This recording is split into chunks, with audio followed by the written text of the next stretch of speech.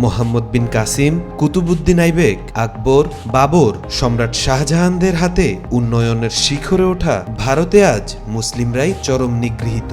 যে মুসলিমদের শাসনামল দেখে রচিত হয়েছিল সারে জাহা সে আচ্ছা হিন্দুস্তা হামারা, সেই ভারতে মুসলিমরা আজ নিপীড়িত। বাংলাদেশের প্রতিবেশী ভারত বরাবরই বলে আসছে বাংলাদেশি হিন্দুদের উপর নাকি মুসলিমরা আক্রমণ ও নির্যাতন চালাচ্ছে, কিন্তু বস্তুত পরিস্থিতি পুরোপুরি উল্টো। দু একদিন পরপরই ভারতে মুসলিমদের উপর আক্রমণের ঘটনা ঘটছে। সেই মুসলিমদের ভারতীয় ইতিহাসে অবস্থানটা কোথায়, আসুন জেনে নেওয়া যাক। ভারতের ইতিহাসে মুসলমানদের অবদান একটি গুরুত্বপূর্ণ অধ্যায়। মুসলমানদের শাসনকালে ভারত উপমহাদেশের সংস্কৃতি, স্থাপত্য, বিজ্ঞান, সাহিত্য এবং অর্থনীতি উল্লেখযোগ্যভাবে উন্নত হয়। আধুনিক ভারতের ইতিহাস বলতে গেলে মুসলমানদের নাম উচ্চারণ করাটা বাধ্যতামূলক। ভারতে মুসলমানদের আগমন ঘটে আরব বণিকদের মাধ্যমে, যারা সপ্তম শতাব্দীতে উপকূলীয় অঞ্চলে বাণিজ্য করতে আসেন। খলিফা উমর আল খত্তাবের শাসনামলে প্রথম ইসলামিক অভিযাত্রা শুরু হয়। তবে ভারতের মূল ভূখণ্ডে মুসলিম শাসনের সূচনা ঘটে 711 খ্রিস্টাব্দে সিন্ধু নদীর তীরে মোহাম্মদ বিন কাসিমের অভিযানের মাধ্যমে। তিনি সিন্ধু অঞ্চল জয় করে ইসলামের প্রথম প্রভাব প্রতিষ্ঠা করেন।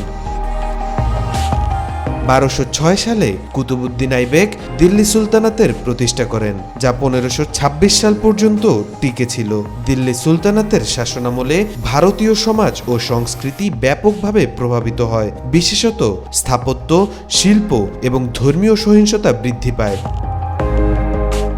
1526 সালে পানিপথের প্রথম যুদ্ধে বাবর ইব্রাহিম লোদিকে পরাজিত করে মুঘল সাম্রাজ্যের প্রতিষ্ঠা করেন। মুঘল শাসকরা নিজেদের তুর্কি মঙ্গল বংশোদ্ভূত বলে দাবি করতেন এবং তাদের শাসনামলে ভারত উপমহাদেশে এক নতুন যুগের সূচনা ঘটে।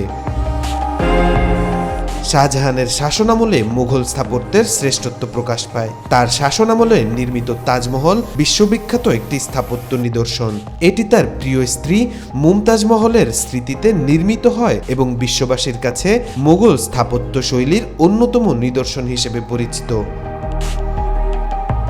আকবর ছিলেন মুঘল সাম্রাজ্যের অন্যতম শ্রেষ্ঠ শাসক। তিনি 1556 থেকে 1605 সাল পর্যন্ত শাসন করেন। তার শাসনামলে সাম্রাজ্যের বিস্তার ও সংহতি বৃদ্ধি পায়। আকবরের প্রশাসনিক দক্ষতা, ধর্মীয় সহিংসতা এবং শিল্প সংস্কৃতির পৃষ্ঠপোষকতা সাম্রাজ্যের সাফল্যে গুরুত্বপূর্ণ ভূমিকা পালন করে। তিনি দ্বীন-ই ইলাহি নামক একটি নতুন ধর্মীয় আন্দোলন শুরু করেন, যা বিভিন্ন ধর্মের মধ্যে সহিংসতা এবং সংহতি প্রতিষ্ঠার চেষ্টা করে।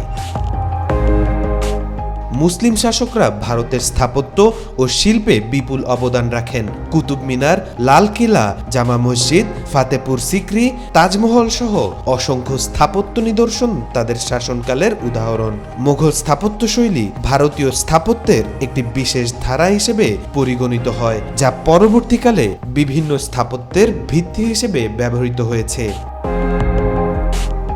ভারতীয় ইতিহাসে মুসলমানদের অবদান ভোলার মতো নয়। তাদের শাসনকালে ভারতীয় সমাজ, সংস্কৃতি, স্থাপত্য, সাহিত্য, বিজ্ঞান এবং প্রশাসনিক কাঠামোতে যে উন্নতি সাধিত হয়েছে তা আজও ভারতের ঐতিহ্যের অংশ হিসেবে গণ্য হয়। কিন্তু যেই ভূখণ্ডকে হিন্দুস্তান অর্থাৎ হিন্দুদের জায়গা বলা হচ্ছে, সেই জায়গার ইতিহাস, ঐতিহ্যের পরদে পরদে রয়েছে মুসলমানদের অবদান।